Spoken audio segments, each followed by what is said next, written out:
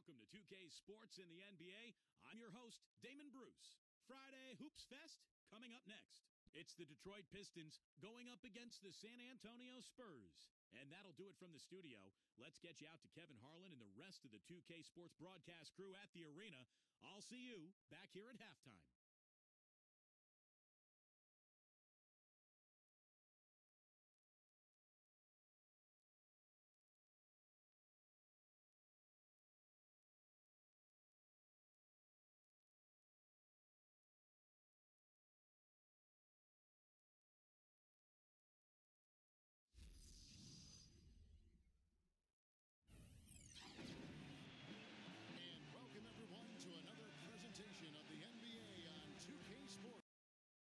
Along with Steve Kerr and Clark Kellogg, this is Kevin Harlan.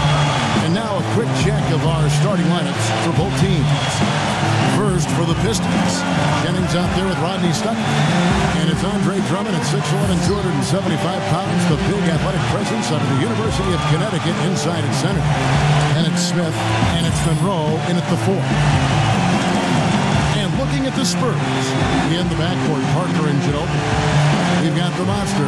What a tremendous talent, getting ready for his first NBA appearance. Then there's Kawhi Leonard, and it's Diaw in at the 4. The Spurs last year were as tough as always in San Antonio. Hard not to beat when you win 50 games every season. Ended up with a 35-6 record at home, which was good for the third best in the league.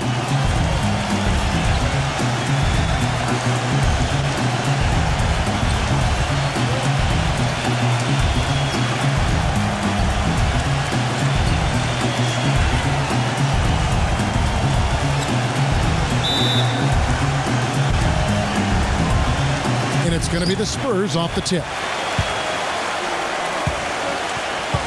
Parker kicks to Leonard.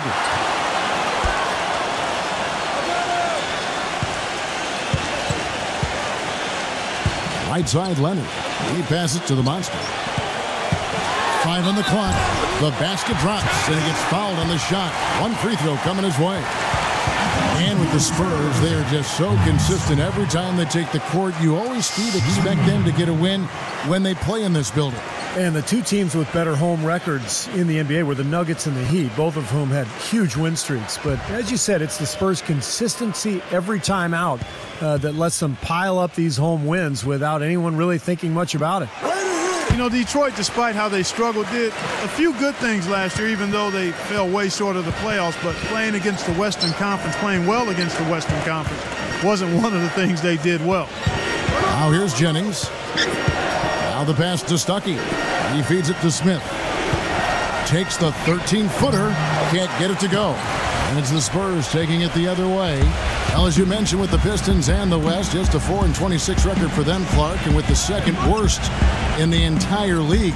Steve, only one win better than the Bobcats, who had a league-low 3 in that category. What went wrong this year? Well, it's the youth for sure. They made a lot of mental mistakes. They didn't have that one player who could consistently create his own shot and open up space. That's one of the reasons they went out and got Josh Smith, to try to be that player and that leader. Your Rebco's checked in for Detroit. All right, let's go over to the sideline with Doris Burke. Kevin, thank you. I spoke with the Pistons head coach for just a bit.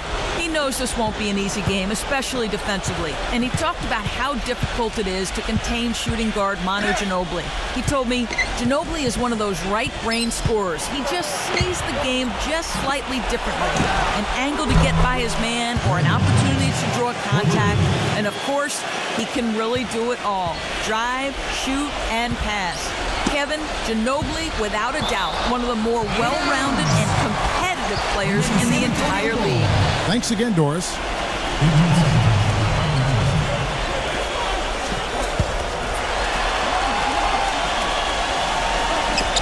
On defense, Detroit. Leonard kicks to Diaw. The dish now to Parker. With the lead pass. Wow, what a throwback. That athletic play. Incredible. Putting on a show for these people. I cannot believe he pulled that one out in the course of an actual game. Are you kidding me? Oh, man. Might as well flaunt it if you've got it, Clark. Seems like every year, guys, you look at Tony Parker and he's found something else to add to his game. He's always improving. Jennings dishes to Stuckey. Feeds to Smith. Clock at 4. Stuckey. Oh, and there's the alley-oop. And it's Drummond with the jam. Incredible timing on the alley-oop. He absolutely hammered it down. And that's the play we're going to remember when this game is all said and done. On offense, here are the Spurs. Last season for Tony Parker, arguably his best ever. 20 points a game, almost 8 assists, 52% Steve from the field, and there was even talk at midseason about maybe MVP consideration. Well, his ability to score inside around the rim is amazing, but he's also become a master of knocking down the jump shot from that 15 to 18-foot range. But really, this team has been built now around Parker. Their offensive strategy completely tailored to suit his talents. Now you're up. Diaw missing on the 3. Jennings for 3. First quarter of basketball, just over 2.5 minutes play. The monster passes to Leonard. Nice ball movement by San Antonio. And he dumps it down. I think they gave him a little too much room there. I mean, that was all he needed to rise up and punch that one down. Yeah, he's going to jump at those chances, guys. Yeah, that's what he does. He is a high flyer. The Pistons have gone 2 for 4 from the field so far today. Parker against Jennings. He dishes it to Stuckey. It's back to Jennings. Kept alive. The Spurs have gone 3 of 4 from the field to start out the game. And the whistle blows. It's going to be on Josh Smith. That's his first foul.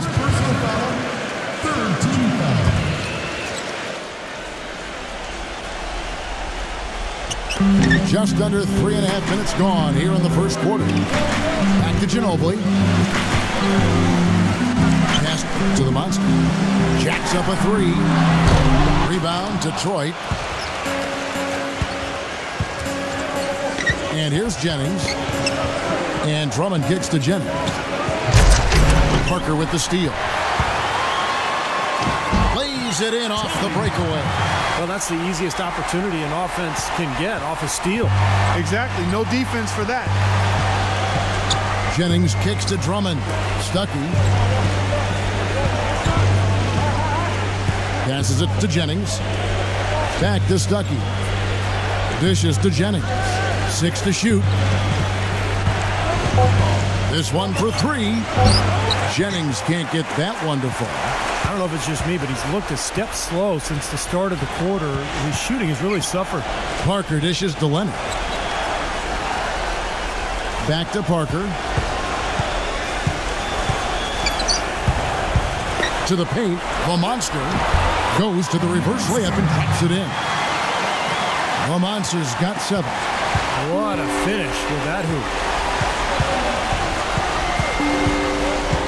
Jennings against Parker.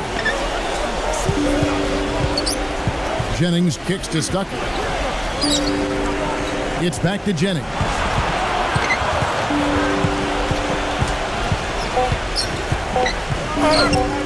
A floater gets it to go. He's got 5.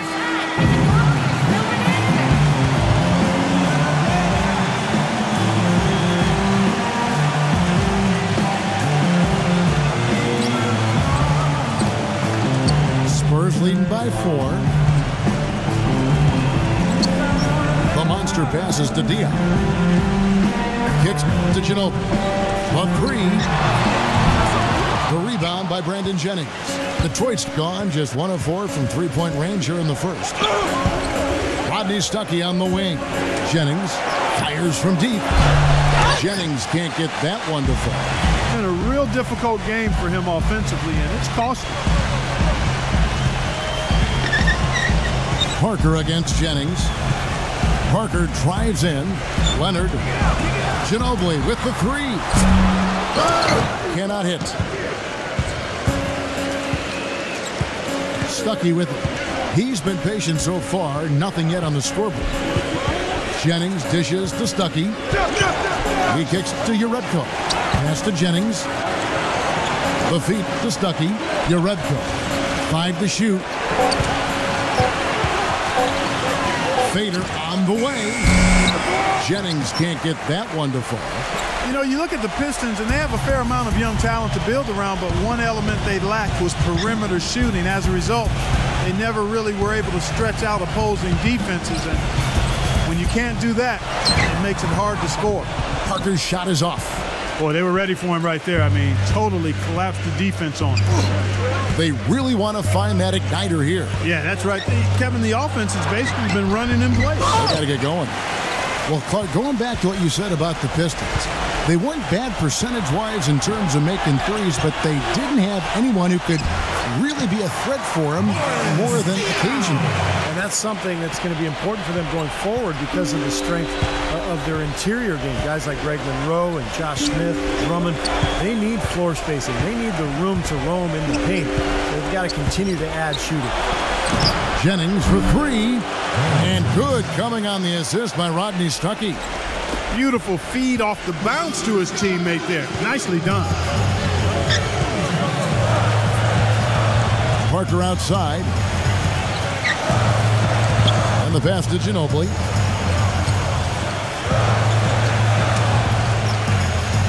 Outside Leonard. He feeds it to Parker. Here's the monster. And a foul on the shot. He'll go to the stripe for 2. And what you love about him is just the way he hits the offensive glass. I mean, he knows that those are the easiest points for him, when he can find a loose ball, get an offensive board, and put it back into the basket. And, Steve, he's also the player they rally around at the defensive end. I mean, they cause some real havoc when he's out there running the show defensively.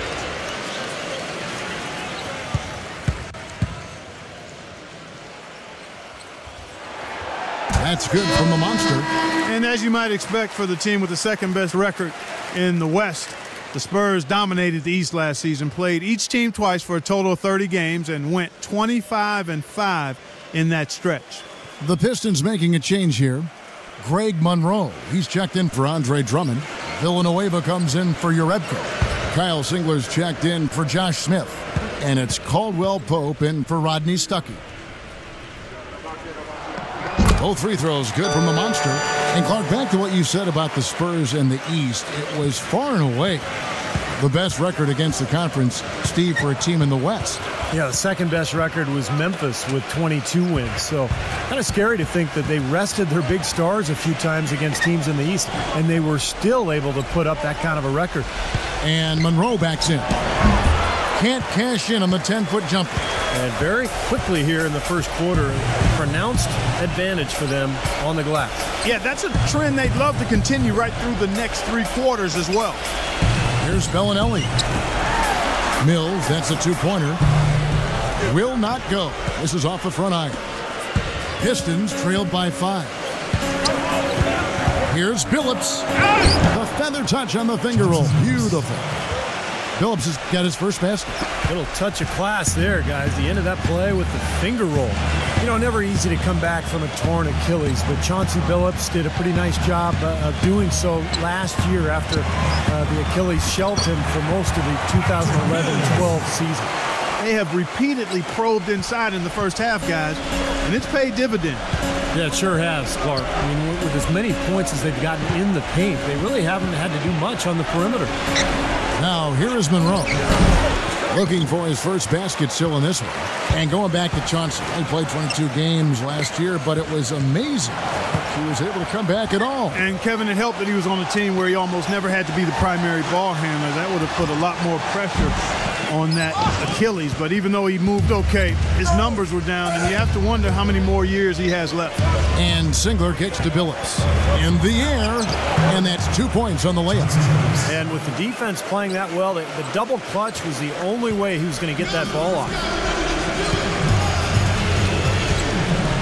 Here's the monster. He's got 9. From the arc. Singler with the rebound. Pistons trailed by 3. 5-second differential between the shot clock and the game clock. Outside Billups. Back to Singler. Singler right side. Now the dish to Monroe. Smooth as silk on the finger roll. Really good awareness right there on the assist. Here's the monster. The drive by Green. No good trying to beat the buzzer. At the end of one, a closely contested game so far. Spurs lead by 1. Live from the AT&T Center in San Antonio, you're watching 2K Sports.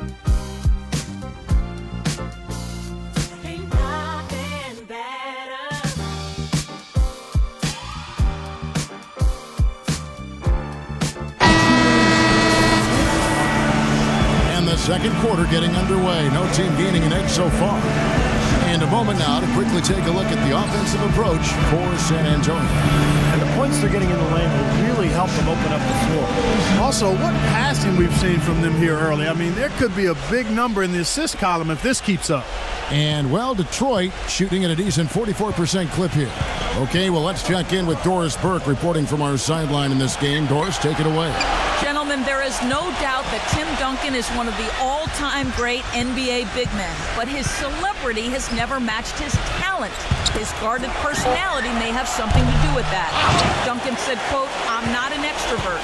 People try to be bigger than the game, to make themselves an individual brand. I'm not that guy. I love playing basketball, and that's what I want to do. I don't need the extra stuff." Guys, knowledge of self, so important. Sure is. Thanks, Doris. And here's Mills from the arc. No luck. And Detroit the other way now. Here's Caldwell Pope. He hasn't yet put up any points in this one. And the foul called on Daniel Green. That's his first foul. Corey Joseph's checked in for the Spurs.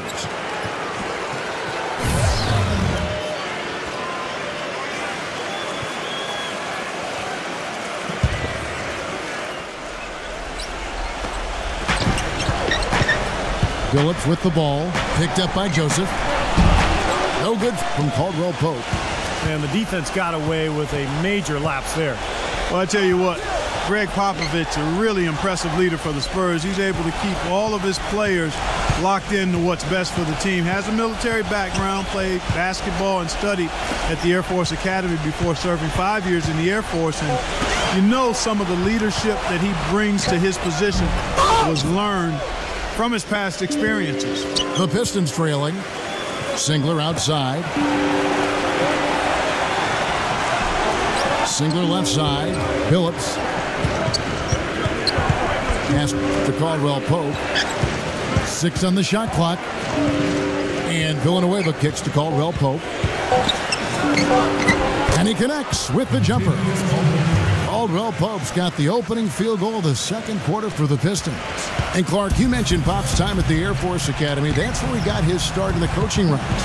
Yeah, 6 years as an assistant there. He's head coach at Pomona, an assistant coach with the Warriors and the Spurs, and eventually moved into the front office in San Antonio. But wow, what an amazing run it's been for him. 17 years as the head coach of the Spurs.